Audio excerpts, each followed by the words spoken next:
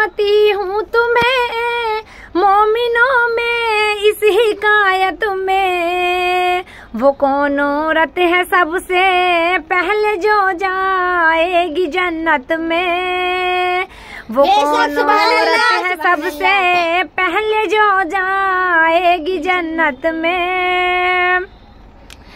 थे घर पे एक दिन बैठे हुए सुल्तान बहरूबर, न जाने क्या ख्याल आया कि बोले बिन्त पैगंबर के ए महबूबे खुदा ये अर्ज मेरी पेश खिदमत है, जो सबसे पहले जन्नत में जाएगी वो कौन औरत है, जो सबसे पहले जन्नत में जाएगी वो कौन औरत है। ये सुनकर मुस्कुराए मुस्तफा इरशाद फरमाया, मेरी बेटी ये सच है सबसे अफजल तेरा रुतबा है, तुम अपने ऊंट में जब बैठ कर जन्नत में जाओगी, जो सबसे पहले जन्नत में जाएगी एक ऐसी हस्ती है, वो नेक औरत यहाँ के एक लकड़हारे की बीवी है, वो नेक औरत यहाँ के एक लकड़हारे की बीवी है। यहाँ नजदीक उसका घर है, तुम खुद उसके घर जाओ, तुम उससे मिलके खुश होगी किसी दिन उससे मिलाओ, तुम उससे मिलके खुश होगी किसी दिन उससे मिल आओ।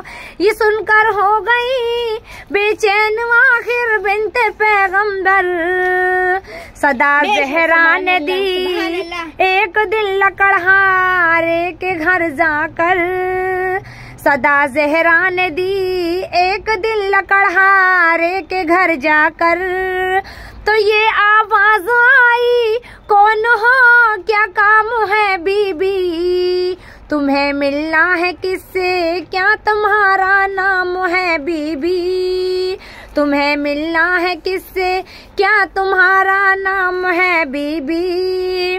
कहा ज़हरा ने मैं बिन्ते मोहम्मद हूँ इजाजत दो, मैं तुमसे मिलने की मुश्ताक बेहद हूँ इजाजत दो। ये सुनकर बोली वो औरत के मैं मजबूर हूँ बीबी, तुम्हारा आना सरा को पर लेकिन ए नबी ज़ादी, तुम्हारा आना सरा को पर लेकिन ए नबी ज़ादी। बिना शोहर की मर्जी मैं इजाजत दे नहीं सकती, मुझे शोहर का डर है तुमको घर में ले नहीं सकती, मुझे शोहर का डर है तुमको घर में ले नहीं सकती। मुझे भी आरज़ू है मैं मिलूं बिन्ते पैगंबर से, कलाना तो ले लूंगी इजाजत अपने शोहर से, कलाना तो ले लूंगी इजाजत अपने शोहर से। ये सुनकर लौट आई फातिमा ज़हरा वहाँ से, तब हुआ खुर्शीद खादिर दूसरे दिन का नुमाया, जब हुआ खुर्शीद खादिर दूसरे दिन का नुमाया, जब हुआ जब दूसरा दिन फातिमा ज़हरा ने कुछ सोचा, चले मिलने उस औरत से हसन को साथ में रखा, चली मिलने सदा दी घर पे बीबी मैं फिर मिलने आई हूँ, सदा दी जाके घर पे बीबी मैं फिर मिलने आई हूँ, मैं अपने लख्ते दिल प्यारे हसन को साथ लाई हूँ, मैं अपने लख्ते दिल प्यारे हसन को साथ लाई हूँ। लकड़हारे की औरत सुन के ये बोली नबी ज़ादी, तुम्हारे वास्ते ली है इजाजत मैंने शोहर की, मुझे मालूम होता कि हसन भी साथ आएंगे, तो उनके बारे में भी पूछ लेती अपने शौहर से।